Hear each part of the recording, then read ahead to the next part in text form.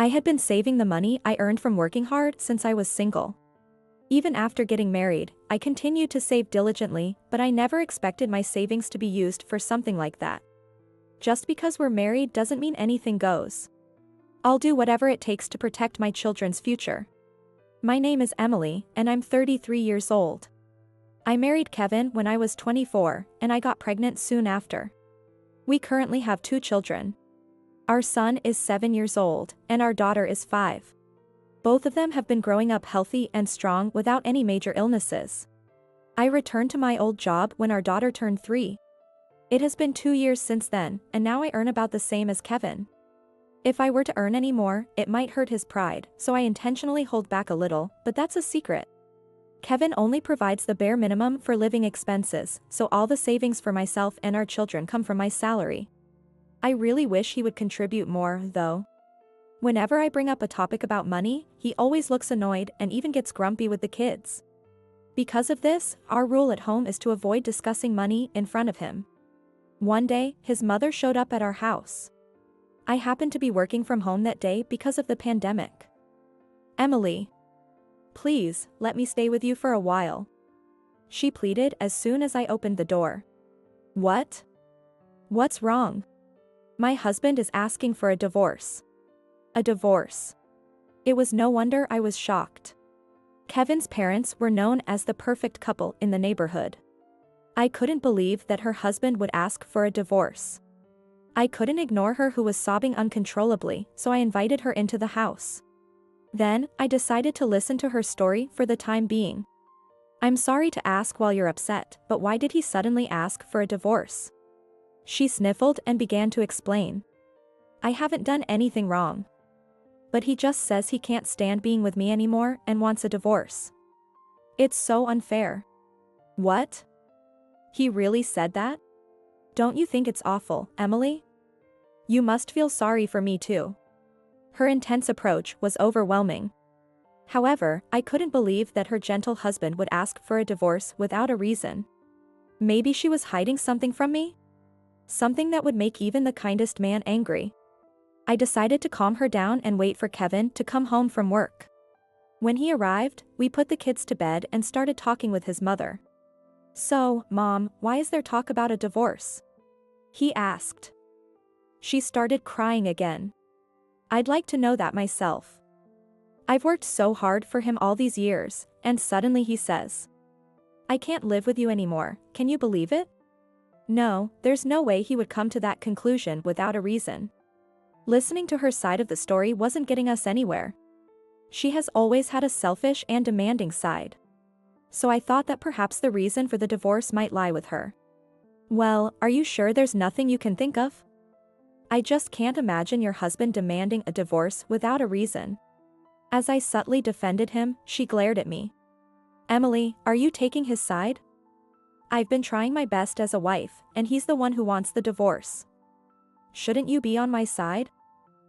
It's not about taking sides. I just think your husband wouldn't ask for a divorce without a reason. You know he's not like that, right? What do you know about him, Emily? And why are you defending him so much? Don't tell me." She paused, giving me a suspicious look. "Emily, are you having an affair with him?" "What?" This conversation was heading in a very strange direction. Of course, there was nothing inappropriate between him and me. Kevin reassured his mother, "Mom, that's not it. Emily doesn't like older men," which thankfully calmed her down a bit. But still, something was off. She kept insisting she had done nothing wrong but refused to explain why the divorce was happening. I asked Kevin to call his father over, even though it was late at night. His mother said, "I don't want to see him," and went out. His father rushed over and immediately apologized. "I'm so sorry for troubling you, Emily. I really feel terrible. I decided to get to the bottom of this. Sorry to ask so suddenly, but why did you ask your wife for a divorce?" He looked troubled and responded, "Actually, she used up all of my savings, a total of $100,000. $100,000. The amount shocked me. Yes, $100,000. It's an unbelievable amount, right? I couldn't help but wonder what she could have spent so much money on. What did she spend it on? I asked, trying to stay calm. He sighed deeply. She just says she used it for living expenses, but that's impossible. I give her a set amount for living expenses every month, and on top of that, she gets pocket money. She's definitely lying, isn't she? After listening to the story, I couldn't help but think, it's possible if it's her. That's because she often visited our house and casually asked, "Could you lend me some money?" without any hesitation. She even once tried to take money from my wallet, saying, "We're family, so it's okay, right?" Since then, I've been more wary of her, so his story seems oddly credible. She might actually do something like that. Kevin's father said with his shoulders slumped. If she explains what she spent it on and returns the money, I would reconsider the divorce. But she keeps insisting it was for living expenses. And we're getting nowhere. I really felt sorry for him. Even though living expenses are high, Kevin's father is an executive at a major company. It's hard to believe his salary would vanish on living expenses alone. Even with pocket money, spending $100,000 in a year is abnormal. Her behavior was indeed concerning. At this point, Kevin, who had been silent, spoke up. So if she returns the money, there won't be a divorce? That's right. Okay. I'll talk to Mom and handle it from here. Kevin assured his father. But one question remained. How would Kevin's mother, a housewife, manage to return the money? There's no way Kevin would cover for her, right? After sending off Kevin's father, his mother returned after a while. How did it go? Did he say anything?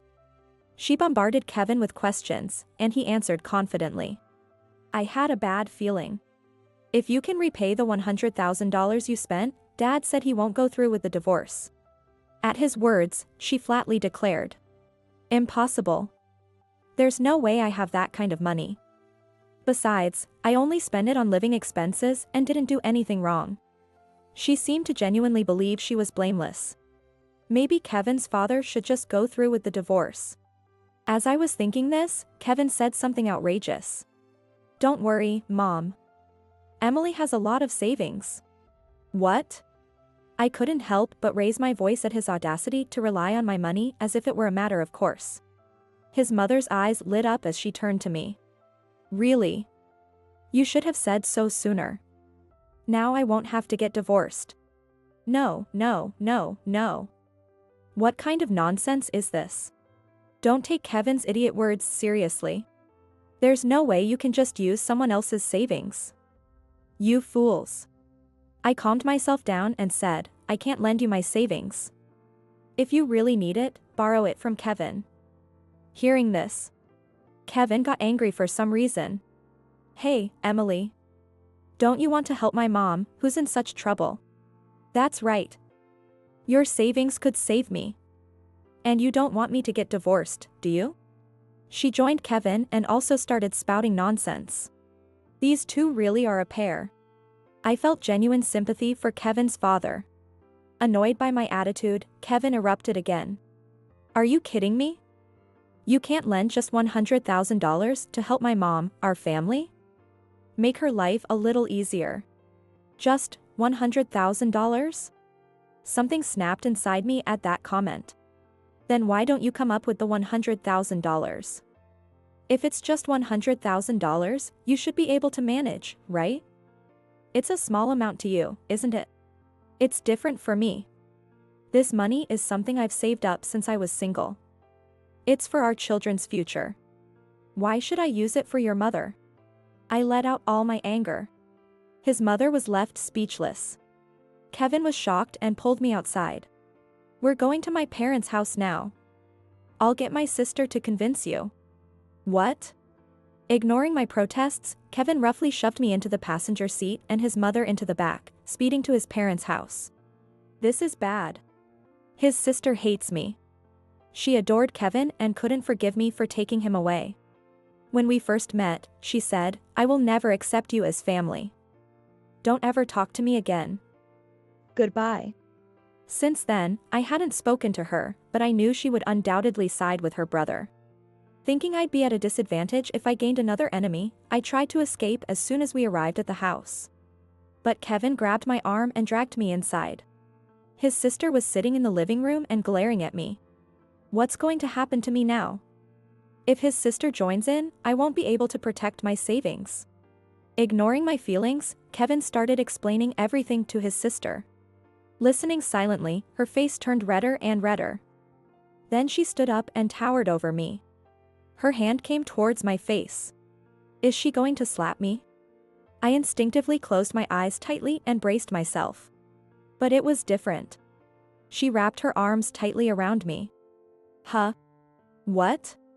Kevin and his mother shocked by the unexpected scene. Of course, I was the most surprised, but more than that, I was confused, not understanding what was happening. Emily, I'm really sorry. It seems my stupid brother said something outrageous. Don't worry anymore. Leave it to me and go take a rest. With that, she sat me down on a sofa and turned to Kevin and her mother with a furious expression. Hey, you two. Who do you think you are? Why are you mad at us? The one you should be mad at is Emily for not giving us $100,000. Isn't it a wife's duty to make things easier for her husband's mother? Kevin shouted at his sister, trying to hold his ground. But she raised her voice and yelled back at him. Who do you think you are? If you want to make things easier, do it yourself. Just $100,000? Do you have any idea how hard it is to earn $100,000? Huh. Wow. I couldn't help but be impressed by her boldness. Why is she, who was supposed to be my enemy, standing up for me? As I pondered, she seemed to read my thoughts and said, actually, at first, I hated you because you took away my beloved brother. But as I heard from him how hard you were working, balancing childcare and work, I started to like you. I thought, if it's her, I can trust Kevin to her. If anything happens to Emily, I will definitely help her. Is that so? Yeah, though I didn't expect Kevin to mess up this badly. She smiled at me and then turned to lecture her mother. Mom, why don't you stop lying already? What are you talking about? I know you've been going to the bar. You've probably spent the living expenses on the bartender, haven't you? Wasn't his name Jake? She showed us several pictures on her phone. The images showed her mother handing over bundles of cash to a man who looked like a bartender. Looking at the dates, it seemed she was giving him money every Monday. Mom? What is this? No. This is... Right. I was just giving him my pocket money. I never used the living expenses. So you don't deny you're spending money on him? That's impossible. Because the pocket money you get is only about $300 a month. How could you give him thousands every week? What are you doing here? Kevin looked like he realized his mistake. They both seemed to have forgotten the possibility that his father might be home. Still thinking he could win, Kevin turned to me and said, if you refuse my mom, I'll divorce you. Divorce? Me and you? You can't do it, right? Of course not. You wouldn't dare become a single mother suddenly, would you? If you don't want that, then give my mom the $100,000. If it was just my problem, I'd consider divorce. But I have children. Even if I get custody, it would mean taking their father away from them. Unable to decide easily, his sister spoke firmly to me. Emily, listen. If things stay like this, your kids will grow up with this horrible father. Yes. Do you want your kids to turn out like him? Wouldn't it be better without such a father? If being a single mom is tough, I'll support you as much as you need. Do it for your kids. Tears streamed down my face at her words. That's right. What am I hesitating for? Awakened, I turned to Kevin and said, shall we get a divorce? What? Do you really understand what that means? I understand everything. This is the best move for my kids and me to be happy. Of course, I'll get custody. You'll also pay alimony and child support. With that, I left his parents' house and went straight to the city hall to get the divorce petition. I quickly signed it, returned to his parents' house, and handed the divorce petition to Kevin.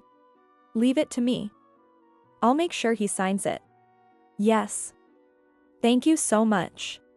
As I was about to leave the house again, Kevin grabbed my arm. "Hey, Emily. Are you really going through with this divorce? You're joking, right?" "I intend to." "Why are you so calm about it?" "Excuse me? You were the one who brought up divorce first." "Yeah, but..." The next morning, I submitted the divorce petition to the court first thing. Kevin's sister had delivered it to me early in the morning. A week later, at a lawyer's office, a meeting took place with Kevin, his parents, my parents, and me. After being thoroughly scolded by his sister and his father, Kevin agreed to give me custody and pay alimony and child support every month. 1 year later, I haven't seen Kevin or his mother since then. Apparently, she couldn't stop going to the bar and ended up using Kevin's money. Fed up with her, he requested a transfer at work and moved without telling anyone. Now, even his father has given up on her, and she lives with distant relatives, helping with farming. I live with my kids at my parents' house. It's close to my workplace, and I'm really grateful to my parents for taking us in. It looks like I'll be living as a single mom for a while, but I have no regrets. I'm steadily saving money for my kids' future. I need to keep working hard at my job, housework, and raising my kids so they won't have to suffer.